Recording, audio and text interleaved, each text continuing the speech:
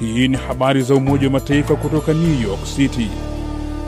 Tuliokuandalia hii leo kutoka Umoja wa Mataifa. Je, kuna hatua zilizopigwa kujumuisha watu wenye ulemavu Zanzibar, Tanzania? Mwaka 1985 kuna umoja wa watu wenye ulemavu ulianzishwa Zanzibar. Lengo ni kuwakusanya wanawake na wanaume wenye ulemavu aina zote na kuweza kupaza sauti zao, kuweza wananchi au raia kwa ujumla na familia kujua kwamba watu wenye ulemavu wapo na wana mahitaji maalum. Leo katika mashinani tunaangazia siku ya kimataifa ya kupambana na kuenea kwa jangwa na ukame. Karibu. Ni Jumanne ya tarehe 17 ya mwezi Juni mwaka 2025, siku ya kimataifa ya kupambana na jangwa na ukame, na mwenyeji wako ni mimi Arnold Kayanda kutoka hapa makao makuu ya Umoja wa Mataifa, New York, Marekani. Leo katika mada kwa kina tutaangazia hatua zinazochukuliwa na serikali ya mapinduzi ya Zanzibar nchini Tanzania kujumuisha watu wenye ulemavu. Lakini kwanza na muhtasari wa habari ukiwasilishwa na Assumpta Massoi. Asante Arnold. Watu wa Ukraine hawapaswi kulazimika kujificha kusaka hifadhi kila jua lizamapo, wamesema Mathias Schmal, mratibu wa Umoja wa Mataifa wa misaada ya kibinadamu nchini humo, kufuatia mashambulizi ya usiku wa kuamkia leo yaliyofanywa na jeshi la Urusi huko Kiev, Odessa na miji mingine, na kuua raia 12 na kujeruhi wengine zaidi ya 50. Kupitia taarifa iliyotolewa na ofisi ya Umoja wa Mataifa ya kuratibu misaada ya dharura OCHA, Schmal amesema wakazi wanakumbwa na mashambulizi ya kutisha ya ndege zisizo na rubani na makombora, huku majengo ya makazi na miundombinu ya kiraia vikisambaratishwa. Mfumo wa afya wa huko Gaza, eneo la Palestina linalokaliwa kimabavu na Israeli, unazidi kudarimika, ukizidiwa uwezo kutokana na idadi kubwa ya watu waliouawa au kujeruhiwa karibu na maeneo ya usambazaji wa misaada, amesema afisa wa shirika la Umoja Mataifa la afya duniani WHO, Dr. Thanon Gagavanis. Akizungumza na waandishi wa habari huko Geneva, Uswisi, kutokea Gaza, Dr. Gagavanis amesema, tuko katika hali mbaya kila siku ya uwezo wetu wa kutoa huduma kikamilifu au kukumbwa na janga kamili.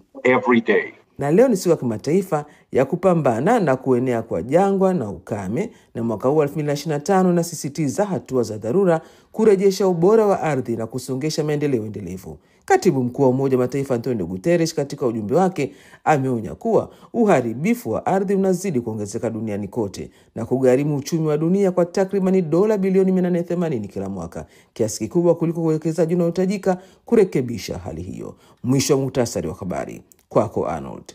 Asante sana Assumpta Massoi kwa kutuleta muhtasari wa habari. Hapo baadaye ni mashinani na tutakwenda jijini Bonn, Ujerumani, kusikia ujumbe kuhusu siku ya kimataifa ya kupambana na kuenea kwa jangwa na ukame inayobeba maudhui rejesha ardhi katika ubora wake, fungua fursa. Salia papo hapo tafadhali.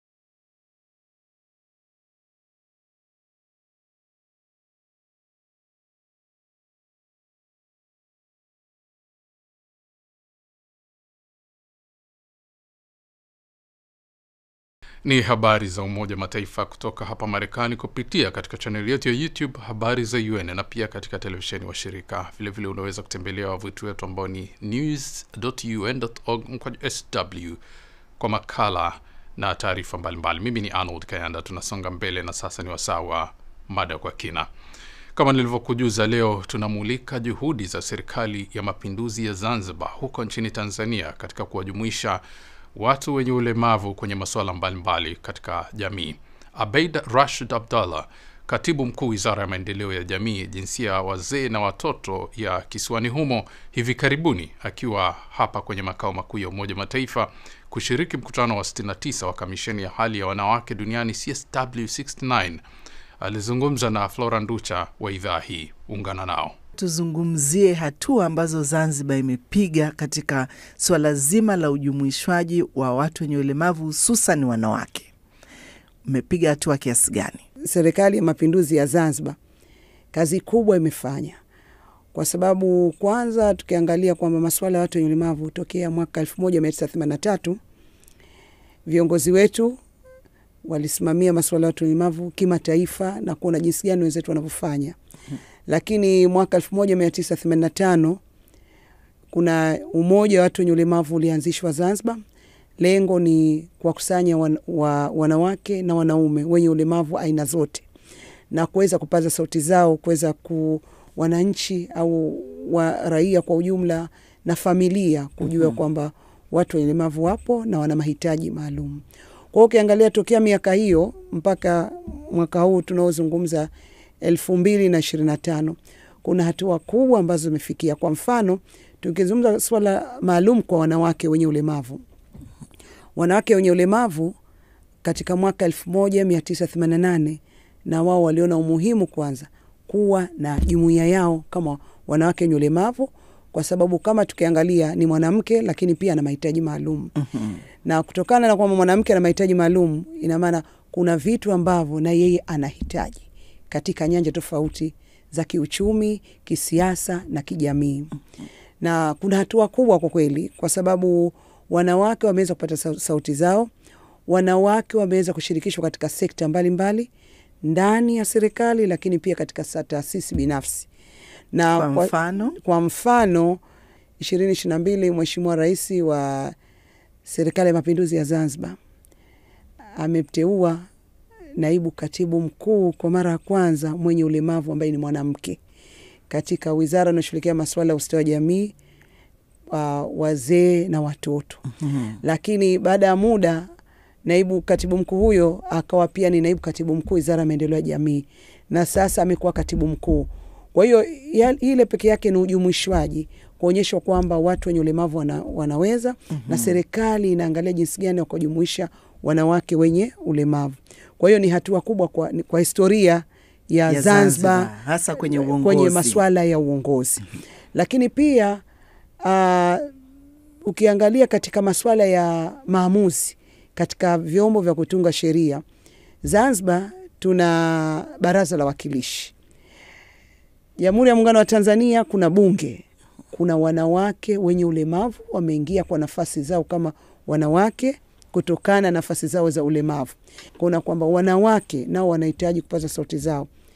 Na sio tu chama tawala, hata vyama vingine pia nao wanawake wameweza kujitokeza katika masuala ya kisiasa. Katika baraza letu la wawakilishi kuna wanawake wenye ulemavu, kuna mwanamke ambaye ana ulemavu wa viungo, lakini pia kuna mwanamke ambaye ana ulemavu wa uziwi.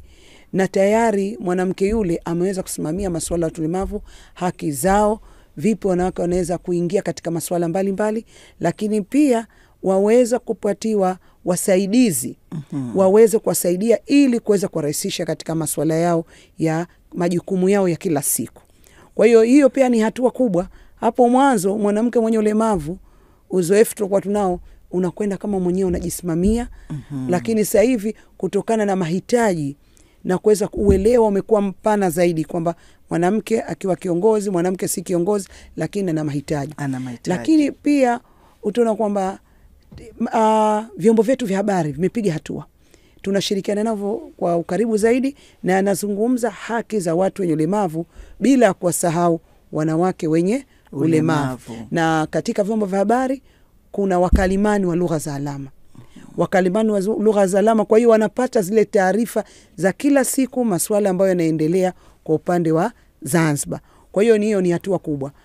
Lugha ya alama inasomeshwa kila pahali. Wanawake wenye ulemavu na ulemavu na wanawake wote na wananchi wote wanahamasishwa waweze kujifunza lugha ya alama ili waweze kuwasiliana na watu wenye ulemavu wakiwemo wanawake katika mahitaji yake. Sasa je, kwenye swala zima la elimu, kwa sababu hii ndio imekuwa changamoto kubwa kwa watu wenye ulemavu, miundombinu ya kuwawezesha kupata elimu ama elimu maalum kutokana na ulemavu wao, hili limefikia wapi? Kwanza nashukuru serikali ya Mapinduzi ya Zanzibar kwa kuona umuhimu mkubwa wa kuendeleza masuala mazima ya ujumuishi wa wanawake na wanaume wenye ulemavu na watoto wenye ulemavu na katika miundombinu ya elimu.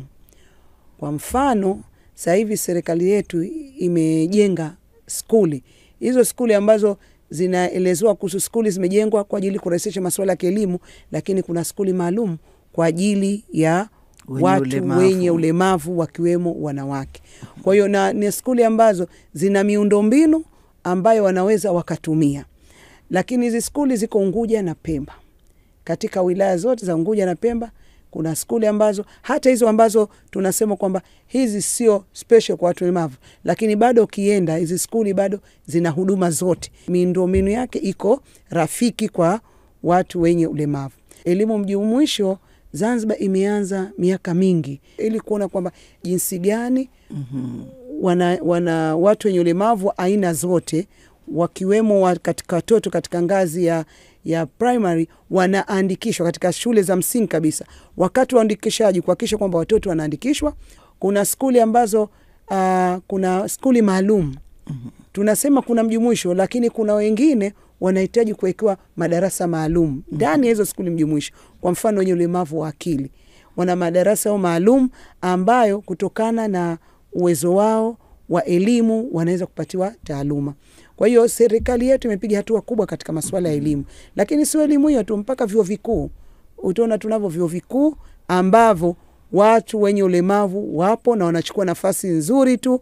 Kwa hiyo utaona kwamba upande wa elimu tumepiga hatua kwa sababu miundombinu ipo. 2018 tumekuwa na mwongozo maalum wa miundombinu. Huu mwongozo umetengenezwa, tumeshirikiana na taasisi mbalimbali na wizara mbalimbali ambazo wizara yetu inashughulikia masuala ya miundombinu ili kuona kwamba kuna mahitaji maalum. Kwa mfano unapojenga jengo lako, unatakiwa jengo lako liwe la aina gani? Jengo lako liwe lina lifti, unaweza kupanda mpaka juu, lakini pia vina utelezi, yani ramp kwa Kiswahili tunasema utelezi, ili mtu mwenye ulemavu aweze kufikia. Kuna vyoo maalum. Kwa hiyo sasa hivi hata maofisi unapokwenda, mtu mwenye ulemavu katika masuala ya ajira anaajiriwa, lakini kuna miundombinu rafiki imewekwa na bado tunaendelea kuhamasisha kwamba hii miundombinu iwekwe.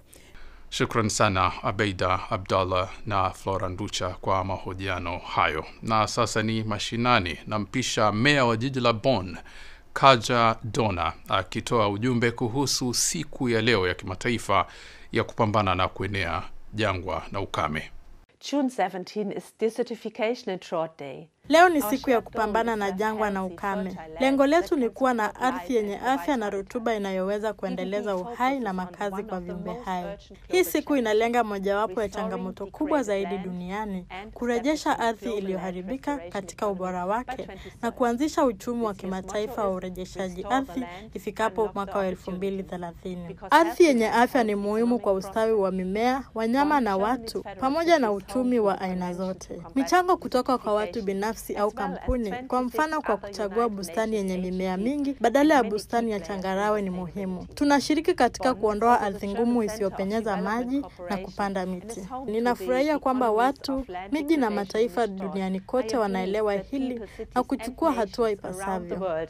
Understand this and are acting accordingly. Shukran sana Meya Kaja Dona kwa ujumbe wako muhimu. Basi kufikia hapo nami na tamatisha jarida letu la leo, lakini tukutane tena Alhamis kwa jarida lingine la video. Na kwa upande wa kipindi cha radio tunakujia kila siku ya Jumatatu hadi Ijumaa. Hivyo kesho Jumatano utapata jarida la Umoja Mataifa. Hata hivyo kwa sasa unaweza kutazama habari na video nyingine kwenye channel yetu ya YouTube Habari za UN, na katika ukurasa wetu wa X Habari za UN vile vile. Kumbuka pia kupakua app yetu ya Habari za UN katika Play Store na App Store. Basi kufikia hapo, kwa niaba ya wote walioshiriki kukuletea jarida hili, mimi ni Arnold Kayanda na kutakia amani na kwaheri kutoka New York, Marekani.